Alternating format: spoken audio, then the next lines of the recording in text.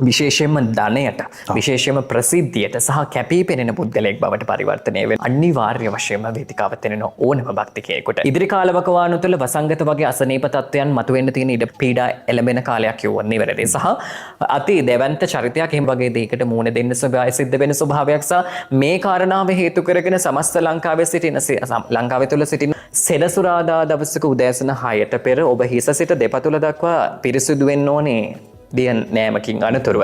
ඉන් අනතුරුව ගණ දෙවියන් වෙනුවෙන් ඔබ විසින් දල්වන්න එළඟි තෙල් පහන කරලා මේ සෝකිරි 21 මේ පහනට දාලා ගණ දෙවියන්ගේ ජප මන්ත්‍රය වෙන ඕම් ගම් ගණපතයේ නම.